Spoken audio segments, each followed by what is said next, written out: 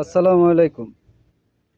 আজকে বেশ কয়েকদিন যাবৎ সাকিবুল হাসানকে নিয়ে এ, সংবাদ মাধ্যমে জানতে পারলাম ও দেশে এসে অবসর নেওয়ার জন্য সিদ্ধান্ত নিয়েছেন, কিন্তু বাংলাদেশ ক্রিকেট বোর্ড সাড়া দেন নাই। বাংলাদেশ মানুষ যদি সংস্কারের জন্য যদি বাংলাদেশ চায়, আমরাও একটা সুন্দর বাংলাদেশ চাই। যারা স্বৈর শাসন করেছে তাদের অবশ্যই বিচার হওয়া উচিত, চোরদের বিচার হওয়া উচিত। এটাই এটাই সত্য কথা। কিন্তু সাকিবুল হাসানের মতো একজন ব্র্যান্ড, যে বাংলাদেশের ক্রিকেটের জন্য সর্বোচ্চ দিয়ে খেলেছেন, আজকে তাকে দেশে আসার জন্য কোনো সুযোগ দিচ্ছেন না। ইতিহাস অনেক কিছু বাকি আছে। হয়তো সাকিবুল হাসান বাংলাদেশে এসে তার শেষ ম্যাচটা খেলতে পারবেন না, সুন্দরভাবে বিদায় পাবেন না। এটা আমাদের দেশের কালচার। যারা গুণী মানুষ তাদেরকে সম্মান দেওয়া হয় না। যেমন একটা সময় ডক্টর ইউনূস সাহেবকে সম্মান দেওয়া হয়নি, কারণ গুণী মানুষের বাংলাদেশে সম্মান নাই।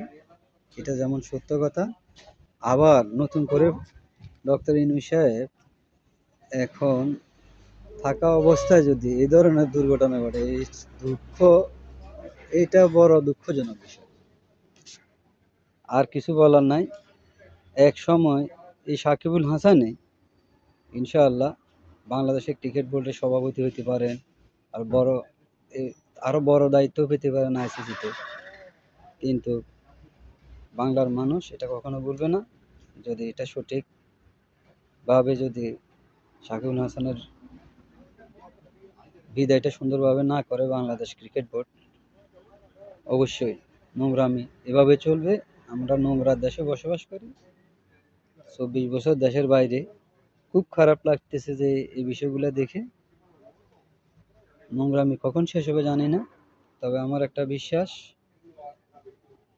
আমাদের ডক্টর ইউনূস সাহেব অবশ্যই সাকিবুল হাসানের ব্যাপারে সিদ্ধান্ত নেবেন, আর ওর নামে যে মিথ্যা মামলা এগুলো প্রত্যাহার করে নেবেন। কারণ বাংলাদেশের রাজনীতিটাই, কালচারটাই এমন। আমরা সে সুন্দর বাংলাদেশ, আমরা শান্তি মতো একটা বাংলাদেশ চাই। রাজনীতি, হানাহানি, নোংরামি এইগুলা বাদ দিয়ে আমি একজন সাধারণ নাগরিক হিসেবে বলছি, আওয়ামী লীগও থাকবে, জামাত শিবিরও থাকবে, বিএনপিও থাকবে, সবাই বাংলাদেশে থাকবে, কিন্তু এই দুর্ঘটনাগুলো সারা জীবন স্মৃতির ভাষা নোংরা হিসেবে থাকবে।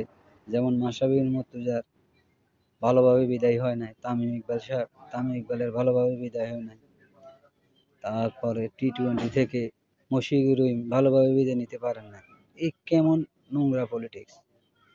আমরা চাই সুন্দর একটা বাংলাদেশ। সমন্বয়কেরা যেভাবে কাজ করতে চাইছেন, সমন্বয়কেরাও এখন দেখি যে বিভিন্নভাবে দর পাগড় মায়ের বিভিন্ন জায়গায় নোংরামি, যেটা ইউনূস সাহেবের জন্য দুঃখজনক। এই জিনিসগুলা উনি নিজেও চান। উনি চায় সঠিক সুন্দর বাংলাদেশ, আমরাও চাই সঠিক বাংলাদেশ। আর যারা অপরাধ করছে অবশ্যই তাদের বিচার হওয়া উচিত বাংলার মাটিতে। যে এমপি ধরে হাজার কোটি টাকা বা বক্সের ভিতরে পায়, এগুলো আমরা চাই না। আমি যদিও আওয়ামী লীগের সমর্থক, সারা জীবন আওয়ামী লীগের সমর্থকে থাকবো, কিন্তু যারা নোংরা আওয়ামী লীগ করেছে অবশ্যই তাদের সমর্থন আমিও করি না।